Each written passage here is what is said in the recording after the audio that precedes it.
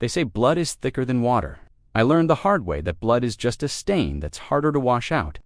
My name is David, and for 10 years, I was the ATM, the problem solver, and the golden child of my family. I was the one who made it out of our small, rusted-out industrial town. I started a logistics company that went national, and I made sure everyone ate. I paid off my parents' mortgage. I paid for my sister's wedding. I gave my younger brother a job he was barely qualified for. I thought buying their security meant I was buying their loyalty. I was wrong. I was married to Jessica for 7 years. She was the prom queen to my nerd, the social butterfly to my workaholic. We had a good life, or so I thought. We lived in a sprawling house about 20 minutes from my parents. Jessica was close with my mom and sister. Too close, it turns out. They had a little girls' club where they would drink wine and complain about the men in their lives. I never thought much of it. I was just happy everyone got along. The nightmare started on a Sunday. We were at my parents' house for a barbecue. I went inside to use the bathroom and heard giggling coming from the kitchen. It was my mother, my sister Sarah, and Jessica. I paused in the hallway, not wanting to interrupt girl talk. "He's so oblivious," Jessica said, her voice slurred with wine. "He thinks I was at a spa weekend. Todd took me to that cabin by the lake. It was ... intense. My heart stopped. Todd was my high school rival, the guy who bullied me. The guy who still lived in our hometown, peaked at 18, and worked as a bartender." My sister Sarah laughed. "Be careful, Jess. If David finds out, the gravy train stops." "He won't find out," my mother said. Her voice was the one that cut the deepest. "David is too focused on his precious business. Besides, even if he does, he won't leave you. He's too soft. He needs you to look the part of the successful man. Just make sure you're home by 6 p.m. I stood there, frozen. My wife was cheating on me with my nemesis. My sister was mocking me. And my mother, the woman whose house I paid for, was coaching her on how to get away with it. They weren't just hiding it from me. They were conspiring against me. They viewed me not as a son, brother, or husband, but as a resource, a utility. I didn't cause a scene. Not yet. I texted Jessica that a work emergency had come up and I had to fly to Chicago. It was a lie. I drove to a hotel in the city and checked in for a week. I needed to think. I needed to grieve. But mostly, I needed to plan. The rage came in waves. I wanted to scream, to break things, to confront them immediately. But I remembered my mother's words. "He's too soft." She thought I was weak because I was kind. She mistook my generosity for stupidity. I realized that if I just divorced Jessica, my family would gaslight me. They would tell me to forgive her. They would guilt-trip me about keeping the family together. They would try to protect their lifestyle. I needed to destroy that lifestyle. I needed to become the nightmare they never saw coming. I hired a private investigator the next day. I needed concrete proof, not just overheard conversations. It took less than 48 hours. Jessica was sloppy. The pie got photos of her and Todd at local bars, entering his apartment and even kissing in her car, the Mercedes I bought her. The images were sickening, but they were also my ammunition. While the pie was doing his job, I was doing mine. I started liquidating my assets. I moved money to new accounts that Jessica couldn't touch. I contacted my lawyers and prepared divorce papers that were ironclad. Then I called a board meeting from my company. My younger brother Mike sat in that meeting, looking bored as usual. I announced a new company policy, effective immediately, a zero-tolerance clause for any employee associated with criminal activity or behavior that could damage the company's reputation. Mike didn't even blink. He had no idea what was coming for him. The plan was in motion. They saw me as soft as a resource to be drained. They were about to learn that even the kindest man has a breaking point, and that when the golden goose is done laying eggs, it can still burn down the whole farm. My kindness was a privilege, not a weakness, and they had all just lost their privileges forever. Thanks for listening to my story. If you've ever felt taken for granted, you know what this feels like. Make sure to subscribe to see what happens next. You won't want to miss it. Armed with the evidence, I went to see a divorce lawyer. But I also went to see my corporate lawyer and my accountant. I told them, I want to liquidate everything that isn't legally tied down. I want to call in every loan. I want to close every loop. I returned home a week later, acting exhausted. Business crisis, I told Jessica. She played the role of the doting wife perfectly, massaging my shoulders, asking if I needed anything. It made my skin crawl.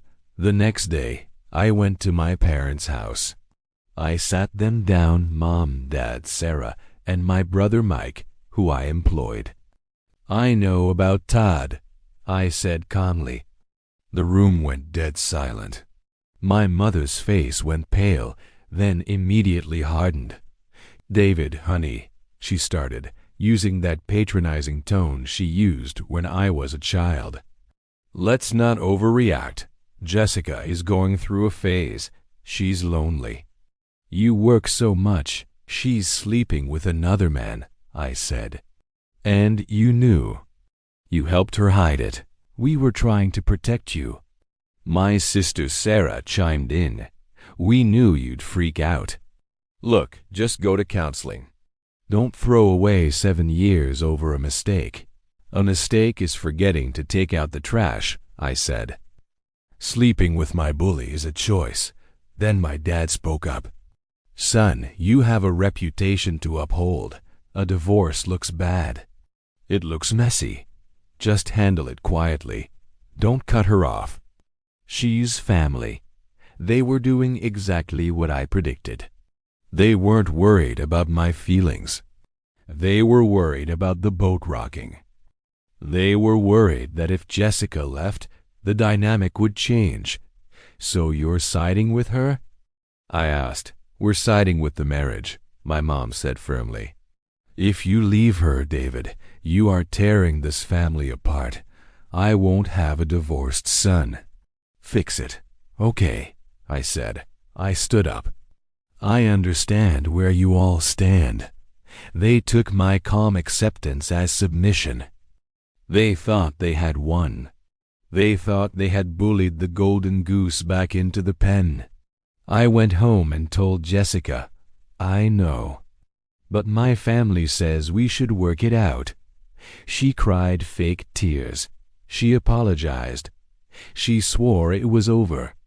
I slept in the guest room. For 3 months, I played the long game. I pretended we were reconciling. I let them think everything was back to normal. Meanwhile, I was moving pieces on a chessboard they didn't even know existed. I owned the house my parents lived in. It was in my name, but I let them live there rent-free. I had never drawn up a lease because, well, they were family. But 2 years ago, for tax purposes, my accountant had advised me to formalize it as a rental property with a month-to-month lease at $0 rent. I had them sign it, and they laughed about formalities. That piece of paper was now my weapon. I also held the note on my sister's car, and my brother. He was an at-will employee. The hammer dropped on Thanksgiving. I insisted we host it. Everyone came. My parents, Sarah and her husband, Mike and his girlfriend, and of course, Jessica. The table was set with the finest china. The turkey was perfect.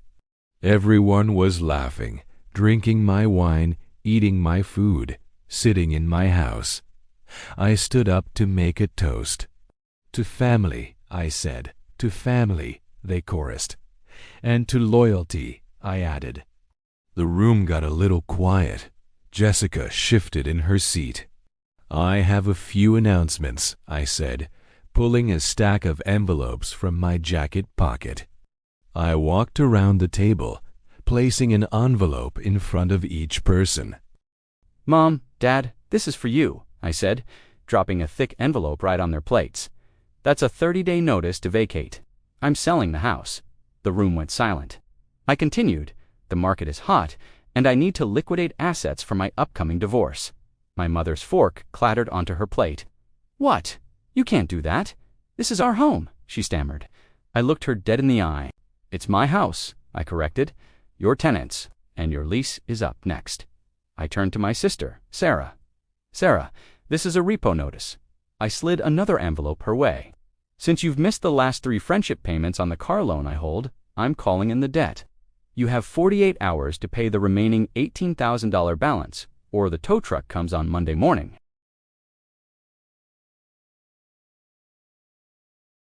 Maybe you should ask Jessica for a loan, I said coldly. Since you two are such good friends. My brother Mike was next. Mike, this is your termination letter, effective immediately. I didn't even bother with an envelope. Security has already cleared out your desk. You've been stealing office supplies and clocking in late for 2 years. I looked the other way because you're my brother. But since I'm tearing the family apart, I figured I should probably stop engaging in nepotism. Mike shot up from his chair, his face turning a deep shade of red. You can't do this. I have rent to pay. Not my problem, I said, my voice flat. Finally, I stood behind Jessica, my lovely wife. I didn't give her an envelope. Instead, I picked up the TV remote. And for you, my dear, I said, I didn't want to just give you papers. I wanted to give you a memory. I pressed play. It wasn't what you might think. No, that would be tacky. I used the dashcam footage from her new car. She had no idea the Mercedes had an internal security camera. The video lit up the screen, visible to everyone. It was Jessica and her personal trainer, Todd. Her voice filled the room. God, David is such a bore. He just talks about margins and logistics. Todd, you make me feel alive. Then Todd's voice, so leave him. And Jessica's reply echoed through the stunned silence. I can't. I need the money. His family is totally on my side, though. His mom basically told me to just keep him happy enough so the checks don't stop. The audio played on, but everyone had heard enough. My mother looked like she was going to faint. My father just stared at his plate, avoiding everyone's eyes. I pointed at the screen. You wanted me to stay with her? I said to my mother. Not because you love me, but because you wanted to keep the cash flow secure. You sold your own son out for a comfortable retirement. Jessica was sobbing now, reaching for my hand. David, please, she begged.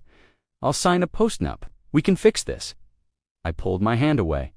My lawyer filed the divorce papers this morning, and because of the infidelity clause in our prenup, thank God, I listened to my lawyer back then. You get nothing. No alimony, no house. You leave with what you came with. I looked around the table at the ruins of what I once called my family. My voice was shaking, but not from fear. It was pure adrenaline. You all thought I was soft. You thought you could use me, lie to me, and mock me in my own home. You thought I would just take it to keep the peace. I took a deep breath. Well, here is your peace. I am cutting you all off. The credit cards are canceled. The phones are disconnected. The access to my life is revoked. I leaned in and whispered, get out. My dad, trying to regain some authority, said, David, you're just upset, ... double quotes. That's when I snapped. Get out. I roared, and with all my strength, I flipped the entire dining table. The turkey, the wine, the expansive china soup, all crashed to the floor in a beautiful, expensive mess. They scrambled. Jessica ran out crying. My mother screamed that I was an ungrateful brat. Mike called me a psycho. I didn't care. I walked to the door, slammed it shut behind them, and locked it. Then I walked over to the keypad and disabled the garage codes. For the first time in years, the house was silent, and it was all mine. Thanks for watching. If you have a story you want to share, let me know in the comments. And don't forget to like and subscribe for more content. After I blocked all their numbers, the fallout was swift and brutal. Jessica tried to fight the prenup, but the evidence was overwhelming. She ended up moving in with Todd. That lasted all of 2 months. It turns out, Todd isn't a fan of paying bills, and Jessica isn't a fan of living in a 1-bedroom apartment above a dive bar. 6 months later, she tried to crawl back, claiming she was pregnant. I told her I wouldn't even speak to her without a paternity test first. She ghosted me. I can only assume it wasn't mine. My parents were evicted. They actually tried to claim squatters' rights, but my legal paperwork was flawless. They had to downsize to a small rental condo, and they had to get jobs. My dad, at 62, is now greeting people at a hardware store. My mom is a telemarketer. They spend their time bad-mouthing me to anyone in our hometown who will listen, calling me the son who abandoned them. Honestly, I couldn't care less. My sister Sarah lost the car. She had to take the bus for a year and sent me long, hateful emails about how I ruined her social life. I just set up a filter to send them straight to the trash. As for my brother Mike, he really struggled to find work. Apparently, having fired for cause from a major logistics firm on your resume isn't a great selling point. He works construction now. It's honest work, and maybe it'll build some character. And me, I sold the house. It had too many ghosts. I moved into a sleek penthouse in the city that smells like freedom. I poured everything into my business, and we expanded into international shipping. I'm dating again, but I'm a different person now. I'm not the soft guy anymore. I trust, but I verify everything. This past Christmas, I got a card from my mother. There was no return address, but I recognized the handwriting instantly.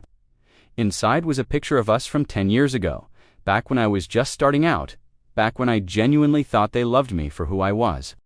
On the back, she had written, "We forgive you. Please call us." I stared at that for a long time. They forgive me. For what? For stopping the abuse? For refusing to be their victim anymore. The audacity was almost impressive. I walked over to my fireplace. I didn't feel sad, and I didn't feel angry. I just felt indifferent. I tossed the photo into the flames and watched it curl and turn to ash. People say the best revenge is living well. I disagree. The best revenge is removing the parasites so you can finally live it all. I didn't just survive their betrayal. I evolved because of it. They created a monster, and then they were surprised when that monster didn't want to play house anymore. Now, I am their worst nightmare. I'm the one thing they can't control, can't manipulate, and can't milk for money. I am a man who knows his own worth, and the price for betraying me was everything they had. Thanks for watching. If this story resonated with you, hit that subscribe button for more.